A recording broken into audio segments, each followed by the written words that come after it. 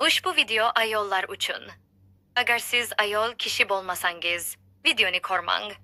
O'zingizni erkak hisoblasangiz, hoziroq chiqib keting. Erkak bo'la turib ayollar videosini ko'rishdan uyaling.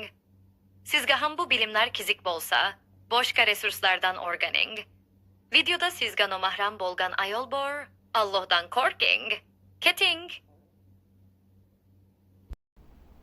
Qadrli onajonlar, shu paytgacha sizni aldashgan, nimalar deb sizga yolg'on gapirganliklarini mana shu videoda sizga yaxshilab tushuntirib beraman. Ungacha esa albatta YouTube kanalimga obuna bo'lib oling, chunki homiladorlikdan tortib to farzandingizni 1 yoshga yetgungacha bo'lgan davrdagi eng muhim ilmga asoslangan ma'lumotlarni bepulga berib boraman. Birinchi va meni asabimga eng ko'p tekkan yolg'on bu: agar farzandingizni, yangi chaqalog'ingizni qo'llari va oyoqlari sovuq bo'lsa, demak u sovqatyapti degan yolg'on. Aslida bolalarning temperaturasi unaqa qilib o'lchanmaydi. Bolalar o'zi aslida bizdan ko'ra ko'proq isib ketadigan bo'ladi, chunki badanchalari, agar doktorlardan so'raydigan bo'lsangiz ham, pediatrlardan so'raydigan bo'lsanglar ham, ularning temperaturasi ayniqsa yangi tug'ilgan paytlarda 37 gacha bo'ladigan bo'lsa ham normal hisoblanadi. Lekin katta odam uchun bu temperatura yaxshi emas hisoblanadi. Shuning uchun bolalarimiz o'zi aslida bizdan ko'ra ko'proq isib ketadi va ular bor harakatni eng asosiy organlarini, vital organs deyiladi, asosiy organlarni issiq tutishga sarflashadi. Shuning uchun qo'llari va oyoqlarini uchlari sovuq bo'lishi bu shunchaki odatiy hol hisoblanadi. Bu degani bolangiz sovqatlayapti va uni yanada qalinroq kiyintirishingiz kerak degani emas. Ikkinchi yolg'on bu: farzandingiz quyoshdan vitamin D ni olishi kerak degan yolg'on va ayniqsa yozda vitamin D bermasangiz ham bo'laveradi degan yolg'on. Ba'zi pediatrlar ham hatto agar bolangizga vitamin D yaxshi yetishini xohlasangiz, bolangizni oynani ochib quyosh nuriga tutib qo'ying degan maslahatlarni berayotganini eshitdim. Hech qachon unaqa qilmang, chunki to'g'ridan to'g'ri keladigan quyosh nuri bolangizga UV rays, ya'ni zararli bo'lgan rays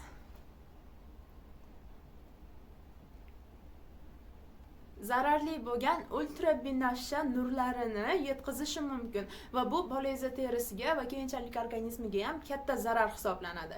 Shuning uchun hech qachon unaqangi xatoni qilmang. Bolangiz tug'ilgandan boshlab albatta vitamin D ni berishingiz shart. Vitamin D ni dozasi bo'yicha esa pediatringiz bilan mayli maslahatlashing. Yana bitta yolg'on bu: bolalar, yangi chaqaloqlar ayniqsa har kuni ko'chaga chiqishi shart degan yolg'on. Aslida bu juda ham katta yolg'on deb aniq ayta olaman. Ayniqsa agar siz Toshkent shahrida yashaydigan bo'lsangiz, chunki bu yerdagi havoni sifati yomonligini menimcha ko'pchiligimiz ko'zimizga ham ko'rinmaganligi uchun bilmaymiz. Aslida esa Toshkent ba'zi kunlarda butun dunyo bo'yicha, hatto Hindistonning eng iflos bo'lgan shahridan ham ko'ra ko'proq yomon havo sifatiga ega bo'lyapti. Ko'chaga chiqish nima uchun foydali deb aytishadi? Chunki u onaga foydali. Ya'ni tug'ruqdan keyin gormonlari o'zgarayotgan, siqilayotgan, yaxshi uxlamayotgan ona ha deb uyda devorning orasida o'tiravermasin deyishadi-da. Ko'chaga chiqib tursin degan ma'noda shunaqa tavsiyalar beriladi. Agar bolangiz bilan ko'chaga chiqadigan bo'lsangiz, birinchi o'rinda IQ Air degan bitta veb-sayt bor. IQAIR degan yoziladi va mana shu veb-saytga kirish orqali Toshkent shahridagi yoki siz yashab turgan shahardagi havo sifatini tekshirib olishni unutmang. Agar yashil bo'lsa, bemalol ko'chaga chiqing. Agar sariq yoki qizil bo'ladigan bo'lsa, uyda o'tirganingiz ma'qul. Men eshitgan eng ko'p yolg'onlardan biri va haligacha har kuni meni asabimni buzib keladigan yolg'on bu: yangi tug'ilgan chaqaloqqa suv berish kerak degan yolg'on. Bilmayman bu narsa qayerdan chiqqan. Ayniqsa yoz oylarida bola suvsizlanib qoladi deyshadi va hattoki ba'zi doktorlar ham shunaqa tavsiyalar berishyapti. Agar qaysidir doktor sizga shunaqa tavsiya beradigan bo'lsa, ishoning, u doktor anchadan beri kitob ochib qaramagan yoki zamonaviy tibbiyotdan umuman xabari yo'q. Aslida yangi tug'ilgan chaqaloqlarga umuman suv berish kerak emas. Bu Jahon sog'liqni saqlash tashkilotini tavsiyasi hisoblanadi va yo'q, bu eskirib ketgan tavsiya emas. Chunki yaqinda bitta pediatr ayolga borsam, voy, u tavsiyani necha yil oldin berishgan, hozir u tavsiya amalda emas dedi. Lekin aslida agar izlanib kirib, o'sha yerni o'zida Google ga kirib so'raydigan bo'lsangiz, hattoki bu tavsiya haligacha amaldaligini bilsangiz bo'ladi. Nima uchun? Chunki yangi tug'ilgan chaqaloqlarning oshqozonlari juda ham kichkina bo'ladi. Bitta gilos borki, o'sha giloschalik bo'ladi oshqozoni. Va sizni sutingizda, ya'ni ona sutida 100% bolaga kerakli hamma narsa bor. O'zi sutni o'zi 80% gacha suvdan tashkil topgan bu bo'lsa va buni isbotlash uchun sizga hattoki o'zimni sog'ib qo'ygan sutimni videoga oldim. Nima uchun videoga oldim? Ko'rsangiz bo'ladi, yog'i tepaga chiqib qolgan va pasti suv.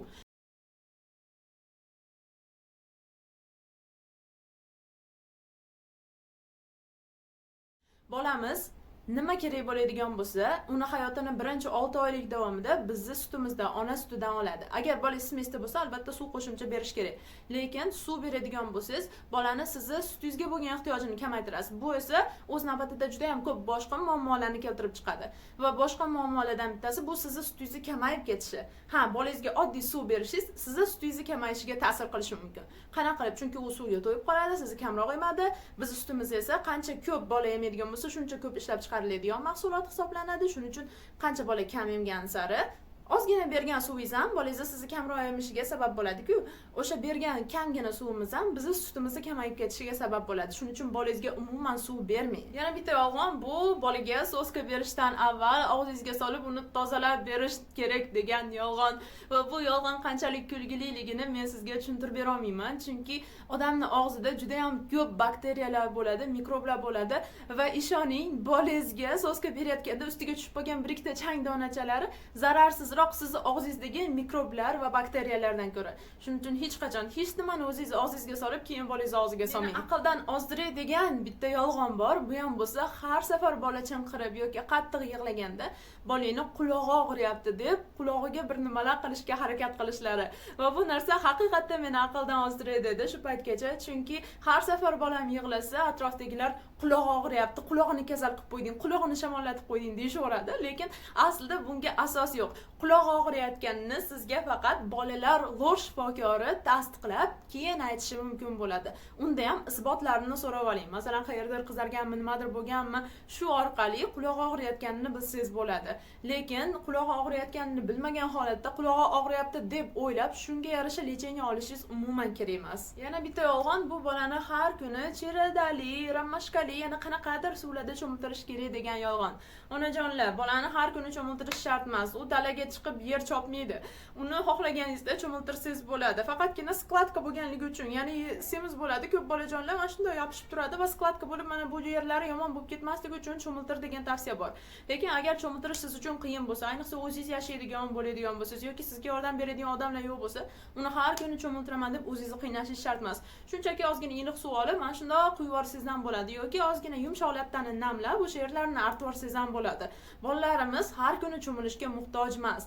Agar yoz oylari bo'lsa va siz o'zingiz xohlayotgan bo'lsangiz, o'zingizda shu narsaga kuch va energiya bor bo'lsa, bemalol bolangizni har kuni cho'miltiravering. Lekin agar o'zingizni qiynab, mana shunaqa cho'miltirmasam bo'lmaskan deyotgan bo'lsangiz, u narsa shart emas. Yana bitta yolg'on, bu agar bolangiz sizni qidirib, tamshanayotgan bo'lsa, qorni ochdi degan yolg'on. Aslida yangi chaqaloqlar poiskovoy refleks, ya'ni qidiruv refleksi bilan tug'iladi va ular sosательный refleks, ya'ni so'rish refleksi bilan tug'iladi. Qachonki bolangizni emizib kimdirga berdingiz va u qorni och deb sizga qaytarib berdi, bolangiz mana shunaqa qilib qidiryapti sizni va ko'kragingizni berishingiz bilan qilib emyaptimi, bu bolangiz och qoldi degani emas va srazu emizishim bilan och qolyapti degani ham emas. Hamma chaqaloqlarda mana shundaqagi reflekslar bo'ladi va bu reflekslar normal hisoblanadi. Agar shunday reflekslar tufayli siz bolam to'ymayapti deb o'ylab smesga o'tayotgan bo'lsangiz, katta xato qilayotgan bo'lasiz. Yana qanaqa yolg'onlarni bilasiz? Izohlarda yozib qoling. Men ham bu videoning ikkinchi qismini siz uchun tayyorlashga tayyor bo'laman. Agar bo'ladigan bo'lsa, Telegram kanalimga ham ulanib oling. U yerda yanada qiziqroq ma'lumotlarni sizga bo'lishib boraman. Xayr, salomat bo'ling.